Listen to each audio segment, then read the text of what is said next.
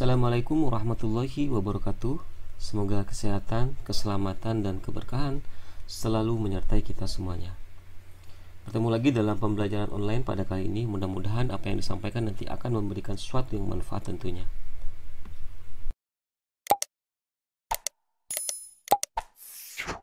Pada kali ini kita akan membahas tentang beberapa istilah di dalam epidemiologi penyakit menular, kejadian, dan agen penyakit.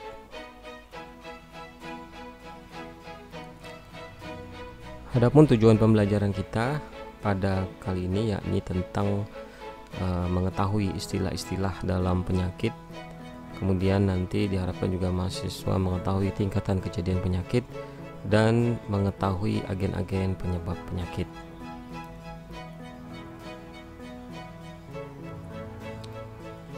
Yang pertama, istilah-istilah. Untuk istilah yang pertama yakni tentang neglected tropical disease. Istilah ini artinya adalah diabaikan atau merupakan penyakit tropis yang terabaikan, merujuk pada fakta bahwa penyakit tropis ini tidak dianggap sebagai penyakit menular yang penting. Kelompok penyakit ini umumnya menyebar di antara orang miskin dan terpinggirkan yang hidup dalam lingkungan terbatas sumber daya. Beberapa contoh penyakit neglected tropical disease ini atau penyakit yang terabaikan ini seperti Bruli ulcer, Chagas disease, dengue dan chikungunya, rakunkuliasis, echinococosis, foodborne trematodiasis, human African trypanomasiasis atau sleeping sickness, leishmaniasis, leprosi, kemudian lymphatic filariasis, dan beberapa penyakit-penyakit yang lainnya seperti rabies dan yaus. Kemudian istilah yang kedua adalah new emerging disease. Nah, new emerging disease yakni penyakit yang muncul dan menyerang suatu populasi untuk pertama kalinya, atau yang kita kenal juga dengan penyakit baru. Nah, penyakit baru pada saat ini yang sebelumnya belum pernah ada, yakni contohnya adalah COVID-19. Kemudian istilah yang berikutnya adalah re-emerging disease. Re-emerging disease adalah penyakit yang pernah terjadi di suatu daerah di masa lalu, kemudian menurun atau telah dikendalikan, namun kemudian dilaporkan lagi dalam jumlah yang meningkat. Kadang-kadang sebuah penyakit lama muncul dalam bentuk klinis baru yang bisa jadi lebih parah atau fatal. Beberapa contoh penyakit re-emerging disease adalah, bisa kita lihat di sini ada beberapa penyakit. Salah satunya adalah difteri, influenza, malaria, pertussis, rabies, tuberkulosis, dan yellow fever. Beberapa penyakit juga bisa disebut dengan re-emerging disease sekaligus neglected tropical disease. Kemudian istilah yang berikutnya adalah endemis. Mungkin kita tidak asing ya ketika mendengar kata endemis. Endemis adalah istilah yang dipakai pada penyakit-penyakit yang sudah lama ada di suatu tempat atau penyakit yang menyerang wilayah geografis atau kelompok populasi tertentu. Artinya penyakit yang sering di wilayah tersebut. Bisa kita lihat di sini adalah endemis malaria di salah satu provinsi ya di Papua ya, di mana kejadian malaria sering terjadi pada wilayah tersebut. Sedangkan untuk beberapa kabupaten kota atau provinsi lainnya ada yang juga endemis penyakit-penyakit lain ya, seperti penyakit DBD. Kalimantan Barat misalnya, beberapa kabupaten kota endemis penyakit DBD. Kemudian istilah yang berikutnya adalah sporadis. Sporadis adalah suatu keadaan penyebaran penyakit di suatu daerah yang tidak merata dan hanya dijumpai tidak tentu atau kadangkala atau kadang-kadang. Saya ambil contoh misalnya dalam 3 tahun, dalam tahun 2017, 2018, 2019 misalnya. 2017 penyakit tersebut ada, kemudian 2018 penyakit tersebut tidak ada kasus, kemudian di tahun berikutnya ada kasus. Jadi untuk istilah ini adalah untuk penyebaran penyakit sporadis yang artinya kadangkala atau kadang-kadang, tidak selalu ada. Berbeda halnya dengan istilah endemis yang tiap tahunnya selalu ada.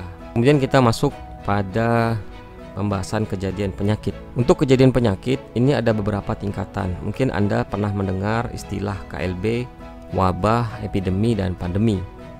Kalau kita lihat dari gambar di sini bahwa yang paling besar suatu kejadian penyakit adalah pandemi.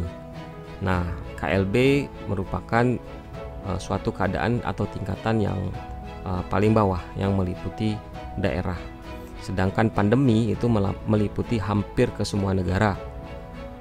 Nah, epidemi itu hanya beberapa negara.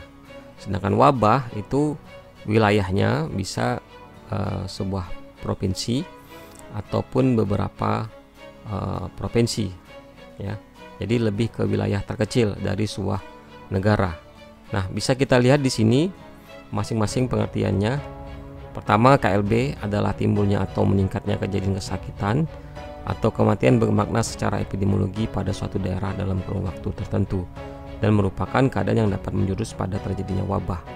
Jadi KLB ini adalah suatu keadaan yang sebelum terjadinya suatu wabah atau suatu keadaan yang menjurus pada suatu wabah. Dengan wabah adalah kejadian kesakitan berjangkitnya suatu penyakit menular dalam masyarakat yang jumlah penderitanya meningkat secara nyata melebihi daripada keadaan yang lazim pada waktu dan daerah tertentu serta dapat menimbulkan malapetaka. Nah, wabah ini biasanya skalanya adalah suatu wilayah beberapa kabupaten, beberapa kota atau beberapa provinsi terkena permasalahan yang sama. Misalnya terjadi wabah seperti yang dulu pernah kita alami, wabah flu burung, ya, itu terkena hampir beberapa provinsi, ya. Kemudian epidemi, kalau epidemi ini terjadi ketika satu penyakit telah menyebar dengan cepat ke wilayah atau negara tertentu dan mulai mempengaruhi populasi penduduk di wilayah atau negara tersebut. Nah, kalau epidemi ini ruang lingkupnya bisa terkena pada beberapa negara, ya. Misalnya kasus MERS-CoV, ya, kemarin itu hanya terkena beberapa negara saja. Kemudian kasus flu burung, ya, itu hanya terkena beberapa negara saja. Nah, ketika dia suatu penyakit, suatu kejadian penyakit yang menyebar pada seluruh negara atau seluruh wilayah, maka kita kenal dengan pandemi. Nah, pandemi adalah wabah penyakit yang terjadi secara luas di seluruh dunia. Dengan kata lain, penyakit ini sudah menjadi masalah bersama bagi seluruh warga dunia. Kemudian kita masuk pada pembahasan agen-agen penyakit. Nah, bisa kita lihat di sini, agen yang dimaksud adalah mikroorganisme, baik itu bakteri, parasit, jamur, atau virus yang menyebabkan terjadinya kesakitan atau permasalahan kesehatan. Nah, bisa kita lihat di sini beberapa contoh bakteri, ya, penyebab penyakit seperti bakteri Bacillus anthracis yang menyebabkan antrak pada sapi. Kemudian ada dari golongan parasit, ya, parasit jenis Ciliate atau Balantidium coli yang menyebabkan disentri atau balantidiasis melalui hewan babi. Kemudian dari jamur, di sini kita bisa melihat ada dermatopitosis, ya, infeksi kulit disebabkan oleh jamur, ya, Trichopiton dan Microsporium. Ya, ini nama jamurnya yang menyebabkan penyakit dermatopitosis, ditularkan melalui hewan peliharaan. Kemudian yang berikutnya adalah agen virus, ya, bisa kita lihat di sini rabies, ya, contohnya penyakit infeksi tingkat akut pada susunan saraf pusat disebabkan Lassa virus melalui gigitan anjing. Nah, beberapa agen ini karakteristiknya dapat merugikan pada manusia atau juga pada hewan. Ketika dia berada dalam tubuh manusia atau dalam tubuh hewan, dapat menyebabkan kesakitan pada hewan atau manusia.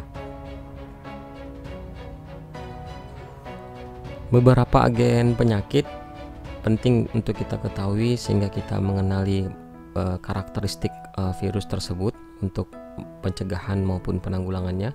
Kemudian juga kita tahu dampak yang diakibatkan atau perjalanan penyakit oleh agen penyebab penyakit tersebut. Nah, bisa kita lihat di sini beberapa agen penyebab penyakit beserta golongan penyakitnya.